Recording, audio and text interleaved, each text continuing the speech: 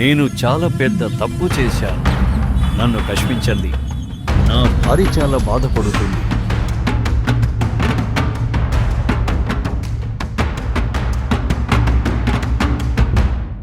నమస్తే folks, welcome to my channel. Folks, నువ్వు తప్పు చేస్తున్నావు అని నీకు తెలుసు గాని నీ ఈగో వల్ల, నీ అహం వల్ల ఒప్పుకోవడం లేదు. కానీ ఏదో ఒక రోజు కాలం గుణపాఠం తప్పకుండా చెబుతుంది. అసలు నీ మాట చెప్పడానికి గల కారణం నటుడు ఆర్య విషయమే. హీరో ఆర్య తెలుగు సినీ ప్రియులకి సుపరిచితమే.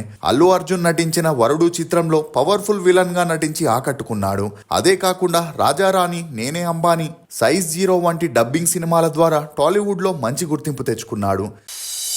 శ్రీ గాయత్రీదేవి జ్యోతిష్య పీఠం. గాయత్రీదేవి ఉపాసకులు, ప్రముఖ జ్యోతిష్యులు శ్రీ సాయినాథ సిద్ధాంతి గారు మీ జీవిత సంపూర్ణ భవిష్యత్తు తెలుపగలరు. స్త్రీ పురుష వశీకరణం 100% గ్యారంటీ. మీకు ఎటువంటి సమస్యలున్నా తాంత్రిక మాంత్రిక పూజలు చేసి పరిహారం చేయగలరు. స్త్రీ మరియు పురుష వశీకరణం, ప్రేమ వశీకరణం, భార్యాభర్తల వశీకరణం చేయబడను. కానీ ఇప్పుడు అనూహ్యంగా హైదరాబాద్లో అతనిపై చీటింగ్ కేసు నమోదవ్వడంతో ఆర్యని అరెస్ట్ చేయబోతున్నట్లు ఇప్పుడు సినీ వర్గాల్లో తీవ్ర చర్చనీయాంశంగా మారింది. సినిమా షూటింగ్ కోసం ఆర్య కెమెరాలు, లైట్స్, ఇతర సాంకేతిక పరికరాల్ని అద్దెకు తీసుకొని వాటికి సంబంధించి 1,80,00,000 బకాయిల్ని ఎగ్గొట్టడంతో ఆర్యపై జూబ్లీహిల్స్ పోలీస్ స్టేషన్లో కేసు నమోదైంది. ఇక పోలీసులు చెప్పిన వివరాల ప్రకారం ఆర్య హీరోగా తన సొంత బ్యానర్లో అనంతన్ ఖాడు అనే సినిమా తెరకెక్కింది.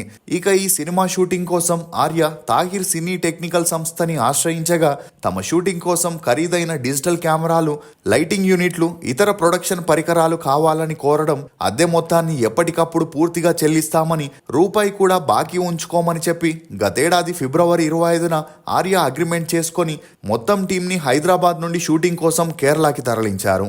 ఇక షూటింగ్ ముగిసే వరకు డబ్బులు ఇవ్వకపోవడం, అలా మొత్తం 2,12,00,000 అవ్వగా కేవలం కొంతవరకే ఇచ్చి కేరళ నుండి టీంని హైదరాబాద్కి పంపించేశారని, అప్పటి నుండి డబ్బులు ఇవ్వకపోగా ఆ సినిమా థియేటర్లో రిలీజ్ అయ్యాక ఇస్తామని చెప్పి 1 సంవత్సరం నుండి ఇవ్వకుండా పలుమార్లు ఫోన్లు చేసిన, వాట్సాప్ ద్వారా మెసేజ్లు పంపిన ఆర్య రెస్పాండ్ అవ్వకుండా కేరళ కోర్టు నుండి ఈ వ్యవహారంలో మధ్యంతర ఉత్తర్వులు కూడా తెచ్చుకొని ఆ మూవీని రిలీజ్ చేశారు. దీంతో ఆక్రోశానికి గురైన తాహిర్ సంస్థ అకౌంటెంట్ ఆర్య టీంని సంప్రదించగా వారు అతన్ని బెదిరించి మరోసారి కాల్ చేస్తే చంపేస్తామని చెప్పగా ఆర్య మీద అతను పోలీస్ స్టేషన్లో కేసు నమోదు చేయడంతో ఇప్పుడు ఆర్యని అరెస్ట్ చేయబోతున్నట్లు వార్తలు హల్చల్ అవుతున్నాయి. నిజంగానే ఆర్యని అరెస్ట్ చేయబోతున్నారా? ఆర్య తనకన్నా 18 ఏళ్లు చిన్నమ్మాయిని పెళ్లి చేసుకోవడానికి గల కారణాలేంటి? పెళ్ళయ్యాక హీరోయిన్ ఆయేషా ఇంటికే ఎందుకు పరిమితం అవ్వాల్సి వచ్చింది? ఫుట్బాల్ ప్లేయర్ అవ్వాలనుకున్న ఆర్య స్టార్ హీరోగా ఎలా ఎదిగాడు అనే నమ్మలేని నిజాల్ని ఈ వీడియోలో చెప్పడానికి నేను ప్రయత్నిస్తాను. మీరు మాత్రం ఈ వీడియోని పూర్తిగా చూడండి. జెమ్షెడ్ సిద్దిరిఖాత్ అలియాస్ ఆర్య. ఇతను కేరళలోని కాసరగోడులో ఒక మధ్యతరగతి ముస్లిం ఫ్యామిలీలో జన్మించాడు. తండ్రి ఉమర్, తల్లి జమీలా. ఇతనికి 2 తమ్ముళ్ళు కూడా ఉన్నారు. ఇక ఇతని తండ్రి కేరళకి చెందిన వారే ఉండి ఫుట్బాల్ ప్లేయర్ అవ్వాలనుకున్న కొన్ని కారణాల వల్ల తన కెరియర్ ని కోల్పోవడంతో తమ బంధువుల అమ్మాయిని పెళ్లి చేసుకుని చెన్నైకి వెళ్లి ఒక రెస్టారెంట్ ని స్టార్ట్ చేశారు. ఇక వీరి అన్యోన్య సంసారానికి గుర్తుగా 3 అబ్బాయిలు జన్మించగా తాను ఫుట్బాల్లో సాధించలేనిది తన 3 కొడుకుల ద్వారా సాధించాలని డిసైడ్ అయిన ఆర్య తండ్రి తన కొడుకులకి ఫుట్బాల్ కోచింగ్ ఇవ్వడం మొదలెట్టారు. ఇక ఆర్యకి కూడా ఫుట్బాల్ బాగా నచ్చడంతో చిన్నప్పటి నుండి బాగా ట్రైనింగ్ తీసుకొని కొన్ని కాంపిటీషన్లో కూడా గెలవడంతో నేషనల్ లెవెల్లో ప్లేయర్ అవ్వాలనుకున్నాడు. అలా ఆర్య తన స్కూలింగ్ ని చెన్నైలోని SBOA మెట్రికులేషన్ హైయర్ సెకండరీ స్కూల్లో చదివాడు. చదువుల్లో చురుగ్గా ఉన్న ఆర్య ఎప్పుడైతే తన ఇంజనీరింగ్ కోర్స్ కోసం క్రిసెంట్ ఇంజనీరింగ్ కాలేజీలో చేరాడో అక్కడ తన ఫ్రెండ్స్ అందరూ మోడలింగ్ చేస్తూ డబ్బులు సంపాదించడం చూసి ఆర్య కూడా తన తల్లిదండ్రులకి తెలియకుండా మోడలింగ్ చేయడం మొదలెట్టాడు. ఇక ఈ క్రమంలోనే తన తల్లితో కలిసి కేరళకి వెళ్ళగా అక్కడ ఒక అమ్మాయిని చూడడం, ఆ అమ్మాయితో ప్రేమలో పడి తను ప్రపోజ్ చేయగా ఆమె కూడా ఓకే చెప్పడంతో వీరిద్దరూ క్లోజ్గా ఉంటూ వచ్చారు. ఇక ఆర్య కోసమే ఆ అమ్మాయి చెన్నైలోని ఒక కాలేజీలో జాయిన్ అయి వీరిద్దరూ సీరియస్ రిలేషన్లో ఉంటూ వచ్చారు. కానీ ఒకసారి ఆ అమ్మాయి బర్త్డే ఉండడం ఆర్య ఆ రోజుని మర్చిపోయి ఫుట్బాల్ గేమ్కి వెళ్లడంతో చాలా హర్ట్ అయిన ఆ అమ్మాయి ఆర్యతో బ్రేకప్ చేసుకోవాలనుకునింది. ఇక ఈ విషయం తెలిసిన ఆర్య ఆ అమ్మాయితో ఈ చిన్న విషయానికే బ్రేకప్ చేసుకుంటావా అని అడగ్గా అందుకు ఆ అమ్మాయి, నిన్ను చూసిన నా ఫ్రెండ్స్ అందరూ ఇంత బక్కగా మ్యాన్లీగా లేని వాడిని ఎలా లవ్ చేశావని నన్ను అవమానిస్తున్నారని, నీతో ఇకపై రిలేషన్ని కంటిన్యూ చేయడం ఇష్టం లేదని చెప్పి తనతో బ్రేకప్ చేసుకొని కేరళకి వెళ్ళిపోయింది.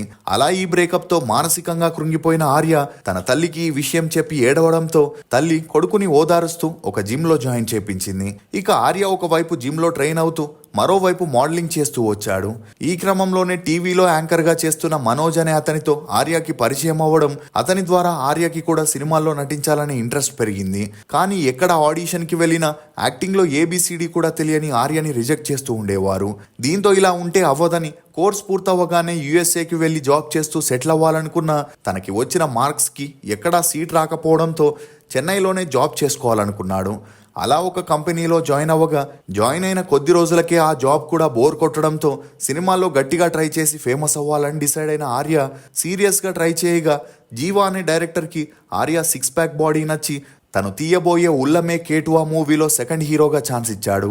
ఇక ఈ మూవీ షూటింగ్ సమయంలో ఆర్య ఒక షాట్లో 30 నుండి 40 టేకులు తీసుకోవడంతో ఆ డైరెక్టర్ అందరి ముందు ఆర్యని అవమానించడం మొదలెట్టారు. ఇక ఈ అవమానాన్ని తట్టుకోలేని ఆర్య ఒకవేళ షూటింగ్ని వదిలేసి వెళ్ళిపోతే మళ్ళీ తన పరిస్థితి మొదటికి వస్తుందని భయపడి కూతుపట్రే అనే యాక్టింగ్ స్కూల్లో జాయిన్ అయి 2 నెలల్లోనే తన యాక్టింగ్ స్కిల్స్ని మెరుగుపరుచుకున్నాడు. ఇక ఈ సమయంలోనే జంషెడ్గా ఉన్న తన పేరుని డైరెక్టర్ జీవా ఆర్యగా మార్చడం జరిగింది.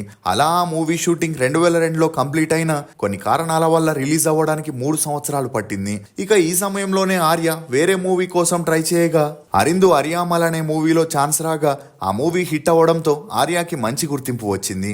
ఇక ఈ మూవీతో సోలో హీరోగా చేయగా చేసిన 5 movies back to back release అయి ఫ్లాప్ అవడంతో ఆర్య కెరియర్ అయిపోయిందని అందరూ అనుకున్నారు.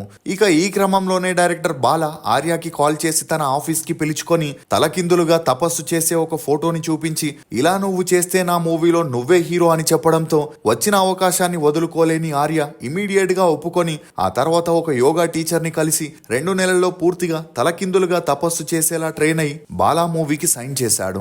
అలా నాన్ కడవుల్ అనే మూవీ 2009లో రిలీజ్ అయి ఆర్య యాక్టింగ్ కి మంచి మార్క్సే పడినా కమర్షియల్ గా మాత్రం ఆడలేదు.